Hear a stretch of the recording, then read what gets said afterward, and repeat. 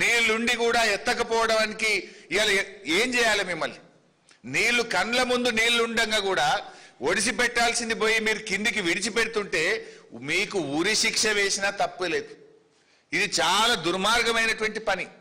ప్రపంచమంతా చుక్క చుక్క ఒడిసి పట్టి నీళ్లను కాపాడుకుంటున్నారు. ఇవాళ మీరు ఆ కాళేశ్వరంలో ఎత్తమంటే అక్కడ డ్రామాలు, ఇక్కడేం డ్రామాలు? మరి ఈడెందుకు 10 మోటార్లు ఆన్ చేయడం లేదు అని చెప్పి ఇవాళ మేము అడుగుతా ఉన్నాం. మీరే చెప్పిండ్రు 85% పనులు పూర్తయినాయని. నిన్న పాకాల ప్రాజెక్టు కింద 29,000 ఎకరాల ఆయకట్టు ఉంటుంది. పాకాల కిందిగో ఈ కాంగ్రెస్ వాళ్ళు చెప్తే రైతులు నాట్లేసుకున్నారు. పాకాల కింద బ్రహ్మాండంగా నాట్లేసుకున్నారు. రామప్ప కింద కూడా నాట్లేసుకున్నారు. విషయం ఏంది? రామప్ప కింద 5,500 ఎకరాల ఆయకట్టు ఉంటుంది, పాకాల కింద 29,000 ఎకరాల ఆయకట్టు ఉంటుంది. నిన్న పాకాల కింద తూములు మూసేసిండ్రు, నీళ్ళు ఇయ్యమంటున్నారు. అరే మంత్రులు ఏమో ప్రతి ఎకరానికి నీళ్ళు ఇస్తామంటారు. నిన్న పాకాల ప్రాజెక్ట్ కింద కలెక్టర్, వరంగల్ జిల్లా కలెక్టర్ అఖిలపక్ష సమావేశం పిలిచి నీళ్ళు ఇయ్యము, మీరు నాట్లేసుకోవద్దు అంటారు. మరి మంత్రులు చెప్తే నమ్మి నాట్లేసుకున్న రైతుల పరిస్థితి ఏంది? నీళ్లు ఉండంగా కూడా కలెక్టర్ గారు నీళ్ళు ఇయ్యమని ఎట్లా చెప్తారు? మంత్రులది ఒక మాట, వరంగల్ కలెక్టర్ది ఒక మాట ఉంటుందా? జూలై 13 నాడేమో మంత్రులు 3,17,000 ఎకరాలకు నీళ్లు ఇస్తాం, ప్రతి ఎకరానికి నీళ్లు ఇస్తామని మంత్రులు చెప్తారు. నిన్న కలెక్టర్ 20వ తారీఖు జూలై 20 నాడు కలెక్టర్ అంటది నీళ్ళు ఇయ్యం అని కలెక్టర్ అంటది. అంటే మంత్రులు కరెక్టా, కలెక్టర్ కరెక్టా? వారం రోజుల లోపలనే కలెక్టర్ దో మాట, మంత్రులది ఒక మాట ఉండొచ్చా? ఇలా రామప్ప కింద కూడా తూములు మూసేసినారు. నాట్లేసుకున్న రైతుల పరిస్థితి ఏం కావాలి? ఎందుకు తూములు మూసేసినారు? నీళ్లున్నాయి, బ్రహ్మాండంగా గోదావరి నదిలో నీళ్లు ప్రవహిస్తున్నాయి. నీళ్లు ఎత్తడానికి కేసీఆర్ గారు 3 ఫేజులు పూర్తి చేసిండ్రు, సమక్క బ్యారేజ్ కట్టిండ్రు. నీళ్లు ఎత్తకుండా ఎందుకు కలెక్టర్ గారు నిన్న తూములు మూసిండ్రు, నీళ్లు ఇయ్యమని కలెక్టర్ గారు ఎందుకు చెప్పిండ్రు? కలెక్టర్ చెప్పింది తప్ప, జూలై 13 నాడు మంత్రులు చెప్పింది తప్ప? క్షమాపణ చెప్పండి. మరి మీ చేతగాంతనం వల్ల, మేము సకాలంలో మోటార్లు మరమ్మతు చేయకపోవడం వల్ల 10 మోటార్లు నడపలేకపోతున్నాం, తప్పైందని క్షమాపణ కోరండి రైతాంగాన్ని. రైతులకు ఇన్పుట్ సబ్సిడీ, మరి ఆ క్రాప్ హాలిడే ప్రకటించి డబ్బులు ఇవ్వండి రైతులకు. ఏం పిచ్చి తుగ్లక్ చర్యలేంది? ఇది తుగ్లక్ ప్రభుత్వం లాగా ఉన్నది. మంత్రులు పోయి ఇస్తామంటారు, కలెక్టర్ ఇయ్యమంటారు. What is this? It's a joke. చిన్నపిల్లలు ఆటలాగా చేస్తా ఉన్నారు మీరు ఈరోజు రాష్ట్రాన్ని. ఇది రాష్ట్రం నడిపే పద్ధతేనా?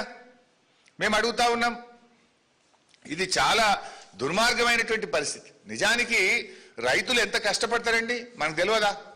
ఒక ప్రభుత్వానికి ఈ రకంగా వ్యవహరించేది. రైతులు ఎప్పుడైనా బోర్ ఎండిపోతే, తప్పిపోయి ఒక రైతు బోర్ ఎండిపోతే నీళ్ల కోసం రకరకాల మార్గాలు ఎత్తుక్కుంటాడు. ఇంకో బోర్ వేస్తాడు, బోర్ను లోతు కొడతాడు, లేదంటే పక్క రైతు దగ్గర బోర్ను లీజుకు తీసుకుంటాడు. ఏదో ఒక రకంగా పంట కాపాడుకోవడానికి బోర్ ఎండిపోతే నానా తంటాలు పడుతుంటాడు రైతు. లేదా పక్కన ఓ కాలువలనో చెరువులనో నీళ్లుంటే కిలోమీటర్ దూరం పైపులేసి, రబ్బర్ పైపులేసి నీళ్లు తెచ్చుకొని పంటల్ని కాపాడుకునే ప్రయత్నం చేస్తాడు, తపన పడతాడు రైతు. ఒకవేళ కరెంటు పోతే, కరెంటు సరిగా రాకపోతే డీజిల్ ఇంజన్ పెట్టుకోనన్నా పంటను కాపాడుకునే ప్రయత్నం చేస్తాడు రైతు. మనం చూస్తున్నాం నిన్న మొన్న కూడా వర్షాలు పడకపోతే ట్యాంకర్ తీసుకుపోయి ట్యాంకర్ ద్వారా నార్లకు నీళ్లు పోసి నారును కాపాడుకునే ప్రయత్నం మనం చూస్తున్నాం. కొన్ని చోట్లయితే బిందెలతో, సీసాలతో పత్తి మొక్కలకు చుక్క చుక్క నీళ్ళేసి పంటను కాపాడుకోవడానికి తెలంగాణ రైతులు ఎట్లా తపన పడుతుంటారో మనం చూస్తూ ఉంటాం. అంటే తెలంగాణ రైతు నీళ్ల కోసం తపన పడేటువంటి సోయి, పోరాటం ఈ రేవంత్ రెడ్డికి లేదు. రేవంత్ రెడ్డికి ఉండుంటే దేవాదుల దగ్గర ఇన్ని నీళ్లు విడిచిపెట్టడు, ఒడిసి పట్టేస్తుండేవాడు. ఇలా తెలంగాణ రైతు ఎంత కష్టపడుతుండో నీళ్ల కోసం, ఎంత తపన పడతాడో అనేటువంటిది రేవంత్ రెడ్డికి అర్థమైతలేదు. ఇలా 6 గ్యారెంటీల విషయంలోనో, అనేక సంక్షేమ పథకాల అమలు విషయంలో ఎట్లయితే రేవంత్ రెడ్డి గారు వాయిదాలు పెట్టుతున్నాడో, ఇవాళ నీళ్ల ఎత్తిపోత విషయంలో కూడా వాయిదాలు పెడుతున్నాడు. అరే 10 మోటార్లు నడపవే అంటే 5 నడుపుతా, 7 నడుపుతా. ఈ వాయిదాలు ఏంది? What is this nonsense? Why are you not lifting the water? Is it not your failure? నీ చేతగాంతనం వల్ల, నీ నిర్లక్ష్యం వల్ల, నీకు రైతులకు ఉండే సోయి, చిత్తశుద్ధి లేకపోవడం వల్ల ఇవాళ నీళ్లు కిందికి జారవిడుస్తా ఉన్నావు. ఈడ ఏ ఎన్డీఎస్ఏ ఉంది? కాళేశ్వరం మీదనే మా మీద పడేడ్చినవు. ఏమనంటే ఎన్డీఎస్ఏ అని బీఆర్ఎస్ మీద బురద తెల్లడానికి చిల్లర రాజకీయాలు చేసినావు. ఇక్కడే రాజకీయం. ఈడేం అడ్డం వచ్చింది? 10 మోటార్లు నడపకుండా జూన్ 1వ తేదీ నుంచి ఇవాళ వరకు 50 రోజుల నుంచి ఎందుకు ఈ డ్రామాలు చేస్తున్నావు అని నేను అడుగుతా ఉన్నా. అంటే దేవాదుల విషయంలో నాటి నుంచి నేటి వరకు కాంగ్రెస్ పార్టీది ద్రోహమే. 2011లో దేవాదుల టనల్ కూలిపోతే 3 ఏళ్లు దేవాదుల ప్రాజెక్టును పట్టించుకోకుండా మూలకు పడేసిందే కాంగ్రెస్ పార్టీ. దాన్ని పట్టించుకొని పూర్తి చేసింది బీఆర్ఎస్ పార్టీ. ఇవాళ నీళ్లుండగా కూడా ఇది కేవలం మీ నిర్లక్ష్యం వల్లనే తప్ప ఇంకోటి కాదు. ఎలినినో పేరు చెప్పి ఎగనామం పెడితే బీఆర్ఎస్ పార్టీ ఊరుకోదు.